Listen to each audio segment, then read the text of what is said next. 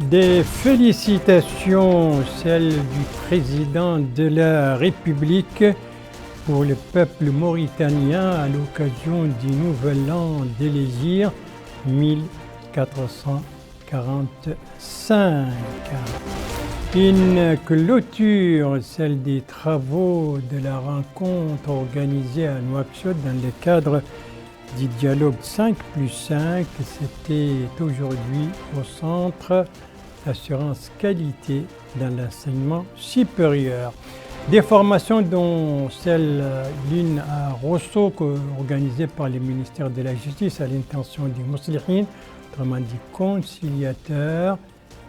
Et la seconde formation se déroule à Zouerat au profit de dizaines de jeunes dans le cadre du projet Mehneti. Voilà donc pour les principaux titres de votre journal et c'est parti, mesdames, mesdemoiselles, messieurs, bonsoir et bienvenue à votre 22h de ce mercredi, premier jour de l'an 1445 de l'Hégire. Bonne et heureuse année. Et pour commencer donc ce premier journal de cette nouvelle année de l'Hégire, des félicitations du président de la République, M. Mohamed Ould Cheikh El Ghazouani, des félicitations pour le peuple mauritanien à l'occasion donc du Nouvel An de l'Hégire. Des félicitations contenues dans un tweet présidentiel rendu public la veille de ce Nouvel An. Et que dit ce tweet? C'est ce que va nous dire Bokar Baye là-bas.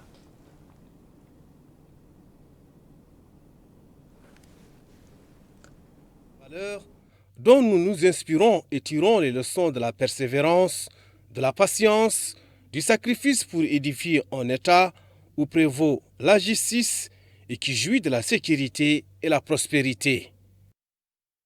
Voilà donc pour ce tweet présidentiel dans lequel le président de la République félicite le peuple mauritanien à l'occasion du Nouvel An de l'Hégire 1445, un Nouvel An qui a commencé donc aujourd'hui ce mercredi. Et c'est aussi l'occasion pour la chaîne de Mauritania de présenter, de féliciter toutes ces téléspectatrices et tous ces téléspectateurs et leur souhaiter une bonne et heureuse année, bonne santé et que tous leurs vœux soient exaucés.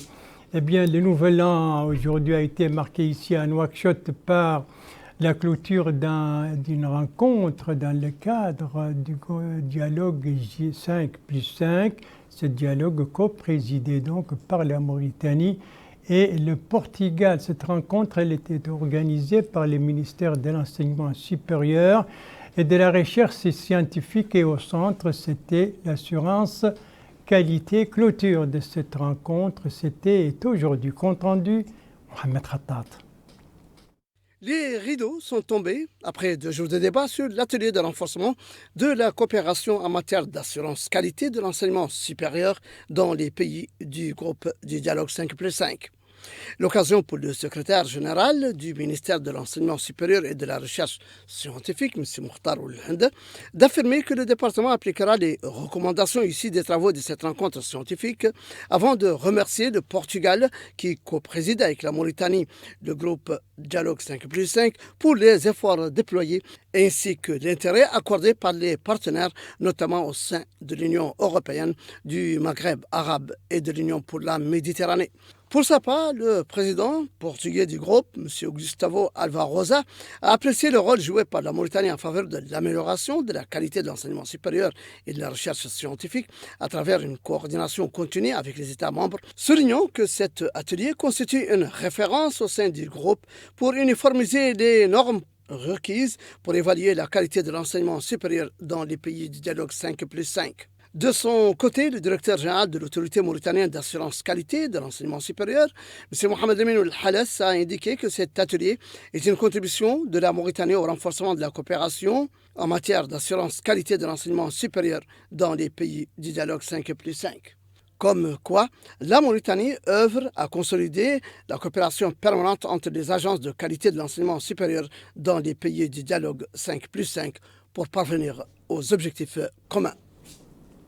Voilà, donc ça c'était la cérémonie de clôture de cet atelier donc organisé par le ministère de l'Enseignement supérieur et de la Recherche scientifique dans le cadre du dialogue 5+5, ce dialogue donc qui, je le rappelle, est co-présidé par la Mauritanie et par le Portugal. Donc 2 jours durant, hier et aujourd'hui, de la durée des travaux, d'échanges et de discussions autour de l'assurance qualité dans le domaine de l'enseignement supérieur dans les pays, justement, dans l'espace de ce dialogue 5+5.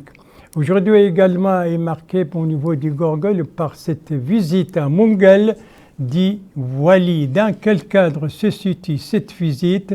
C'est ce que va nous dire notre correspondant permanent là-bas, Mohamed Ali Saleh, compte rendu revu en français par Amina Takhlil.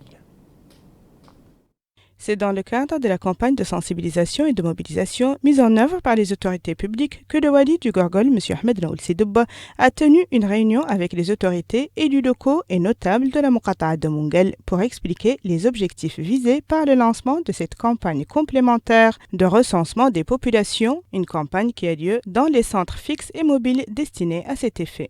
Le wali a affirmé lors de cette réunion que les pouvoirs publics ont déployé des moyens et fourni des efforts importants appuyés par la volonté ferme du président de la République, M. Mohamed Ould Cheikh Al-Ghazouani, visant à accorder à tous les Mauritaniens, sans aucune exception, la possibilité de recensement dans les registres de l'état civil. Il a pour ce faire exhorté les élus locaux à tenir des réunions dans leurs communes respectives, y compris les villages et agglomérations, afin d'expliquer aux populations l'intérêt du présent enrôlement. M. Ahmed Naoul Sidouba a, à la fin de son intervention, rappelé que l'enregistrement à l'état civil des populations est un devoir national qui contribue à la protection, prospérité et développement de la patrie. L'accomplissement de cette opération est, conclut le wali, un objectif principal des pouvoirs publics. Pour leur part, les participants ont loué l'ouverture de cette dernière chance offerte aux citoyens et ont affirmé leur adhésion à cette démarche gouvernementale. M. Ahmed Naoul Sidouba a, à la fin de la réunion, visité la délégation régionale de l'Agence nationale des populations et des titres sécurisés de Moungel, où il s'est informé sur le déroulement des opérations de recensement et les facilités prévues pour y parvenir. Il est à retenir que la présente campagne constitue une opportunité précieuse qui prendra fin le 31 décembre prochain. Et le wali donc du Gorgol a lancé un appel aux élus, aux autorités, aux Gorgoloises et aux Gorgolois de profiter de l'occasion pour se faire inscrire et pour garantir le succès donc de cette campagne d'inscription sur les registres de la population, campagne donc vous venez de l'entendre qui vient d'être lancée il y a quelques jours et qui doit durer jusqu'au 31 décembre prochain. Merci de suivre les JTF de Mauritanie à la suite du journal avec 2 formations, avec une page touristique, la pluie, mais aussi les sports. On va commencer donc par les formations. La première de ces formations nous conduit à Rosso, la capitale du Trarza. Et c'est une formation organisée par le ministère de la Justice au profit des Mouslihin. Les Mouslihin, ce sont les conciliateurs locaux et cette formation, c'est au profit des Mouslihin au niveau de la wilaya du Trarza. Coup d'envoi de cette formation, c'était ce matin. Compte rendu de notre correspondant permanent là-bas, Ahmed Ould Ndamar, compte rendu retravaillé en français par Mohamed Lemine Bekar. L'atelier de 2 jours réunit les présidents des tribunaux des Muqata'a du Trarza et un certain nombre de conciliateurs. Objectif, améliorer le niveau de ces derniers en termes de résolution à l'amiable des litiges.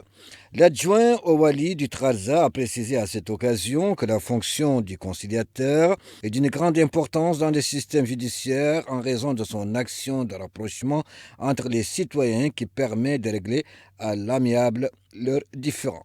Il a ajouté que les exposés faits lors de l'atelier visaient à accroître l'efficacité des Mouslihin. Pour sa part, le directeur des affaires civiles et des sceaux au ministère de la Justice, Cheikh Abdati Mohamed Mahmoud Salah, a déclaré que la formation est devenue une priorité dans les programmes du ministère de la Justice et son approche la plus importante pour faire progresser la justice en tant que garant du règne de la sécurité, de la stabilité et du développement à Mauritanie.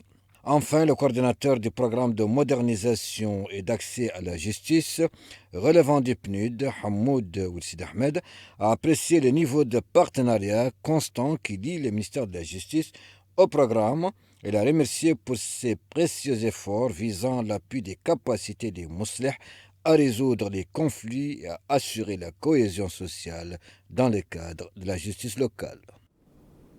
Renforcer donc les capacités des Mousselihines, autrement dit les conciliateurs locaux au niveau du Trarzat, tel est l'objectif donc de cet atelier de formation, de cette session de formation qui a commencé aujourd'hui, qui doit durer jusqu'à demain et qui est organisée par le ministère de la Justice. Et ça, c'était la première formation. La deuxième formation, eh bien, elle nous conduit, elle, dans la capitale du Tir Zemour, Zouerat, et elle concerne donc des jeunes, plusieurs dizaines de jeunes filles et garçons, et elle entre dans le cadre du projet Mihneti, autrement dit mon métier, coup d'envoi également aujourd'hui. Compte rendu de notre correspondant permanent là-bas, Mohamed Bilal, un compte rendu revu en français par Mohamed Khattat. Ici, à l'école d'enseignement technique et de formation professionnelle de Zouerat, ils sont 56 jeunes qui participent à une formation en vue de leur intégration dans le marché du travail. L'occasion pour le conseiller du Wali du Tir Zemour, chargé des affaires sociales et politiques, M. Saadna Oul Mohamed, de souligner l'importance de cette formation qui dure 1 mois et qui s'inscrit, dit-il, dans le cadre du projet Mihneti. Il a appelé tous les jeunes à profiter de cette formation pour s'insérer dans la vie active. Pour sa part, le directeur de l'école, M. Mohamed Mahmoud Mouloud, a précisé que la formation de ces 56 jeunes répond aux besoins du marché du travail dans la wilaya du Tir Zemour, dans les domaines de l'électricité domestique, du froid, de la teinture, de la plomberie, entre autres, et qu'elle ouvre la voie à une mauritanisation des postes de travail. Il est à noter que le programme Mihneti opère à travers l'orientation des bénéficiaires vers la formation professionnelle et le développement des capacités techniques pour exercer des métiers et soutenir des activités libérales génératrices de revenus. Plus d'une cinquantaine de jeunes, donc filles et garçons, en formation technique et professionnelle dans le cadre de Mihneti, cela se déroule à Zouerat, la capitale du Tir Zemour, et c'est une formation technique et professionnelle donc pour aider ces jeunes à intégrer ou à être réinsérés dans la vie active, surtout dans des métiers qui sont demandés par le marché de l'emploi. En tout cas, c'est une formation qui coïncide avec la saison de la guétran dans les régions oisiennes, et ce soir, nous vous proposons un tour du côté des oasis de Bosta. Bosta, c'est une localité qui dépend de la Muqata'a de Timbedra. Nous sommes au Hod Sharqi et les oasis de Bosta, apparemment, c'est une zone d'attraction pour les populations. C'est ce qu'a constaté notre correspondant permanent au Hod Sharqi, Farah Shebani, compte rendu, retravaillé en français par Amina Khalil. Les populations du Hod Sharqi affluent au village de Bosta, situé à proximité de la ville de Timbedra. Sous les palmiers, les vacanciers venus des localités avoisinantes attendent l'arrivée de leurs dattes tout fraîchement cueillies en se réjouissant de l'abondance des récoltes de cette année. Je suis venue, dit cette dame, avec plus de 10 autres personnes. Nous profitons actuellement pleinement, Dieu merci, de cette saison de l'Gherdna. Nous avons, dit cette propriétaire d'oasis, souffert lors des dernières années d'une sécheresse qui a détruit beaucoup de palmiers. Mais avec le changement du climat qu'a connu la zone et les importantes quantités de pluie reçues, ces 2 dernières années ont donné de très bonnes récoltes. Nous recevons les vacanciers de l'Gherdna chaque année depuis maintenant 6 ans environ, dit ce propriétaire d'oasis. Ils viennent, précise-t-il, de Timbedra, Boustaïda et d'autres localités. Aujourd'hui, dit cet autre, nous cultivons en plus des dattes les herbes destinées à l'alimentation des troupeaux. Une activité qui nous permet de vendre, consommer et partager nos productions. Il est à noter que le barrage de Bousta joue un rôle important dans l'irrigation des oasis et contribue à la production d'aliments de bétail indispensables pour la survie en temps difficile des troupeaux. Voilà, les oasis de Bousta, qui relèvent du département ou de la Muqata'a de Timbedra, des oasis qui attirent les populations, surtout au Rod Sharqi et surtout durant cette saison de la Guétran, une saison qui, on le sait, ne fait pas bon ménage avec la pluie, et pourtant des pluies ont été enregistrées durant ces dernières 24 heures dans certaines de nos wilayas de l'intérieur, y compris d'ailleurs des wilayas oisiennes, lesquelles où on a enregistré ces pluies. Suivez mon regard.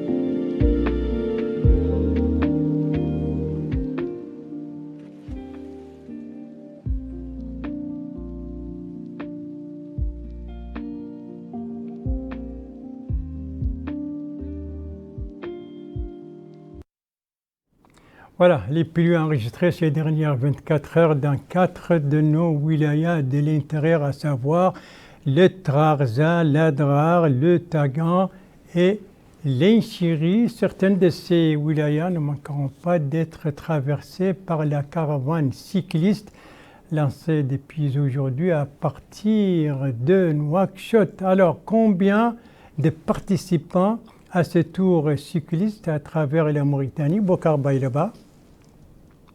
Ils sont 28 participants à mettre les mains sur le guidon et les pieds sur le pédalier. Le top départ a été donné à partir de la Muqata'a de Riyad, wilaya de Nouakchott Sud, et c'était en présence des autorités administratives et sportives. D'ailleurs, elles ont tenu à souligner les valeurs du sport pour la jeunesse mauritanienne. L'objectif de cette caravane est de sensibiliser sur les dangers de l'immigration clandestine, l'extrémisme violent, entre autres. Le tracé du tour se décline comme suit. Riyad et Toujenine pour Nouakchott, Ouadnaga et Boutilimit pour le Trarza, Aleg, Bouhdida, Bogué, Bababé et Mbagne pour le Brakna. Durant chaque étape, les participants mettront à profit l'expérience acquise au cours des étapes précédentes. Le tout sur fond de l'esprit de la convivialité et du fair play, en d'autres termes, la saine émulation. 28 participants à ce tour cycliste, donc, qui va parcourir certaines wilayas. Trarza, Nouakchott bien entendu, point de départ, le Trarza et le Brakna. Ceci pendant 8 jours à partir donc d'aujourd'hui. Et c'est sur ce tour cycliste que se termine ce journal. Merci à vous, mesdames, mesdemoiselles, messieurs, de l'avoir suivi. Merci bien entendu aux équipes rédactionnelles et techniques qui ont participé à sa conception. Je vous en rappelle les principales informations. Voilà, ça c'est les tweets présidentiels dans lesquels le président de la République a félicité le peuple mauritanien à l'occasion du Nouvel An de l'Hégire 1445, Nouvel An qui a commencé aujourd'hui. Et ici, nous sommes à Nouakchott donc avec cet atelier, cette rencontre dans le cadre du dialogue 5+5 qui vient d'abriter Nouakchott pendant 2 jours, clôture aujourd'hui au centre donc l'assurance qualité pour l'enseignement supérieur. Et ici, ce sont ces 2 formations dont on a parlé dans les journaux, l'INA Rosso au profit des Mousselih, organisée par le ministère de la Justice, et l'autre Azouerat au profit de plus d'une 50aine de jeunes filles et de garçons dans le cadre du projet Mihneti. Voilà, les JTF reviendra demain à 22h, à la même heure donc 22h. Moi, je vous donne rendez-vous comme d'habitude vendredi prochain à la même heure, 22h. Bonsoir.